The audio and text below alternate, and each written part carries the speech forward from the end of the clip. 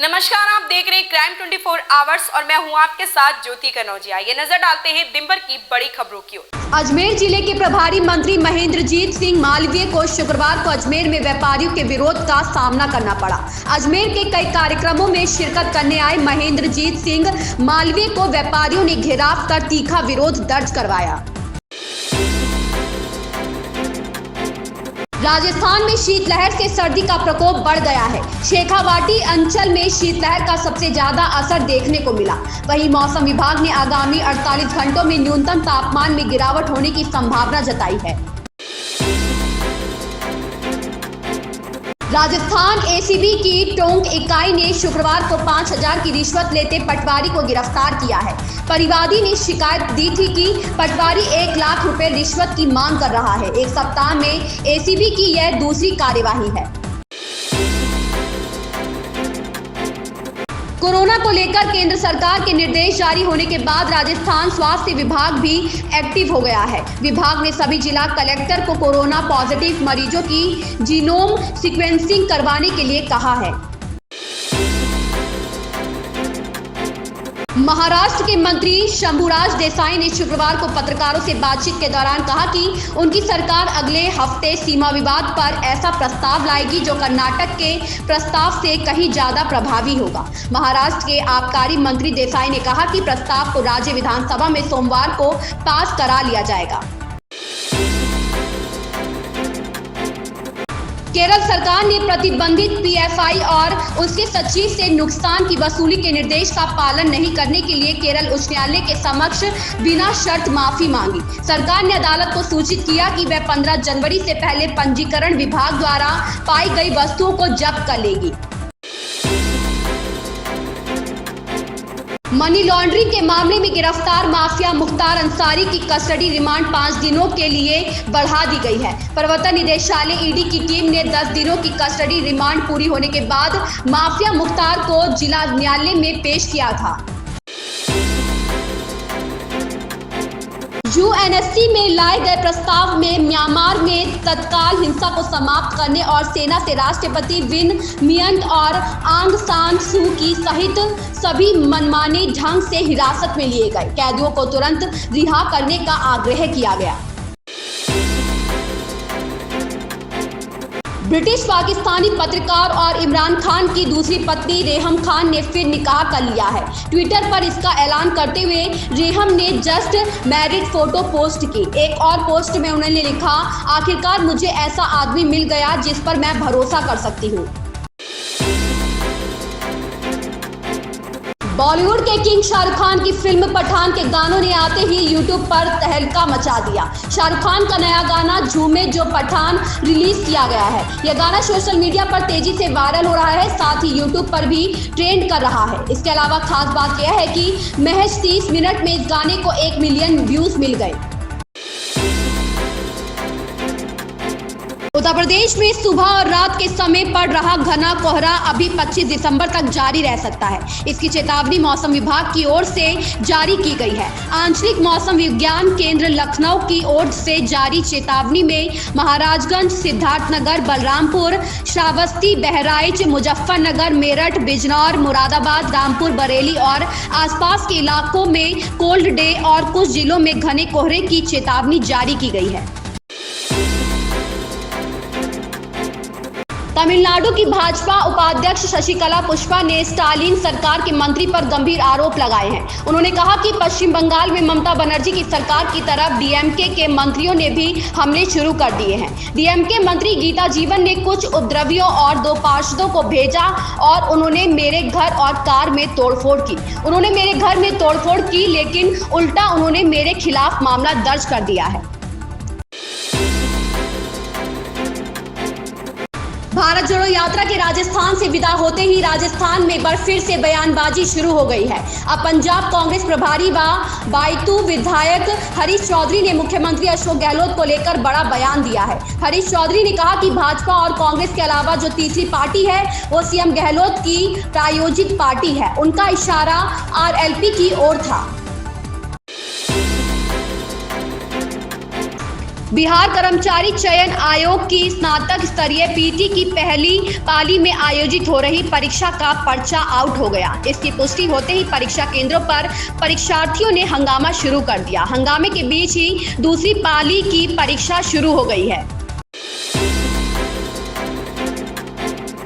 दिल्ली में शुक्रवार को आम आदमी पार्टी ने मेयर पद के नाम की घोषणा कर दी है। आप की शैली ओबरॉय मेयर होंगे। एमसीडी चुनाव जीतने के बाद से ही दिल्ली के नए मेयर को लेकर चर्चाएं तेज थी। शुक्रवार को हुई पीएसी की बैठक में शैली का नाम तय किया गया।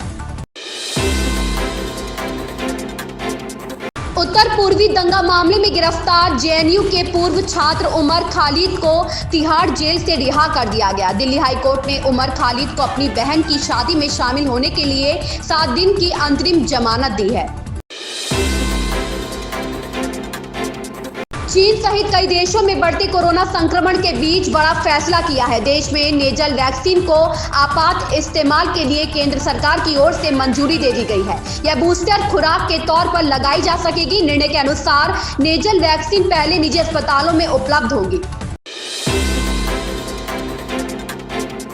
बिहार के उप मुख्यमंत्री तेजस्वी यादव ने बृहस्पतिवार को कहा कि राज्य सरकार कोविड-19 के मामलों में बढ़ोतरी की स्थिति उत्पन्न होने पर उससे निपटने के लिए पूरी तरह तैयार है।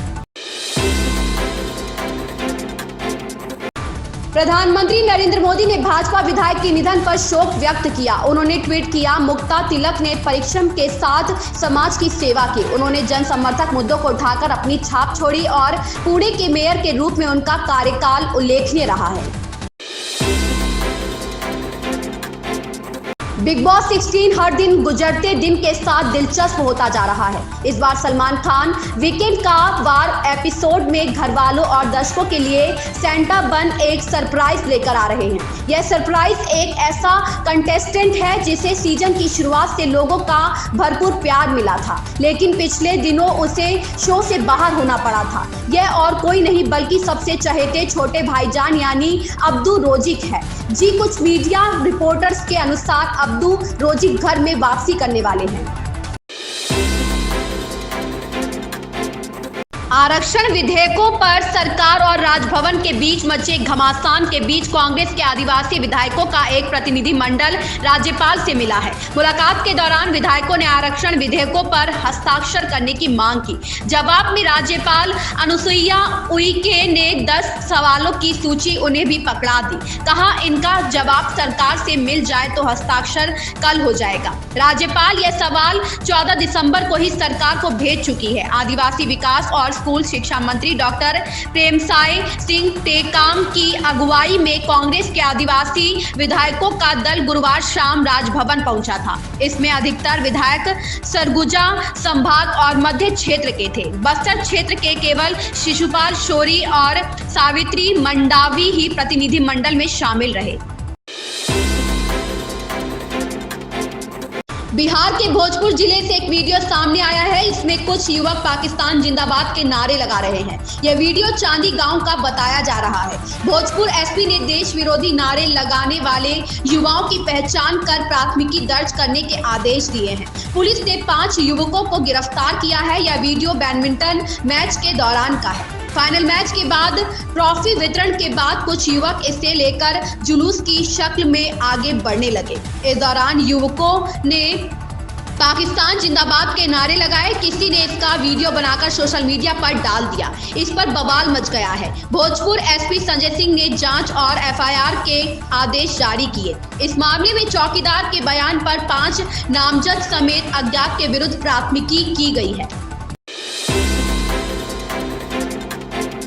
हरियाणा के अंबाला में पुलिस वाहन चालकों के छोटी छोटी कमियां मिलने पर मोटा चालान काट रही है, लेकिन शहर में ट्रैफिक नियम कायदों की धज्जियां उड़ा सड़कों पर सरपट दौड़ रहे ऑटो चालकों पर पुलिस की विशेष मेहरबानी है। ट्रैफिक पुलिस के जवान इन्हें ऐसा करते हुए देखते जरूर हैं, लेकिन कार्यवाही कुछ नहीं। पिछले कई दिनों से कोहरा और धुंध पड़ रही है। ऐसे में हादसे होने की संभावना भी कई गुना बढ़ी हुई है। अंबाला, कैंट और सिटी में हालात ऐसे बने हुए हैं हैं कि जहां सवारी दिखी वहीं ऑटो चालक बिना आगे पीछे देखे सड़क के बीचों बीच अचानक ऑटो के ब्रेक लगा रहे हैं। ऐसे में ट्रैफिक व्यवस्था को प्रभावित होती है कि साथ ही सवारियों की जान भी जोखिम में डाल रहे हैं।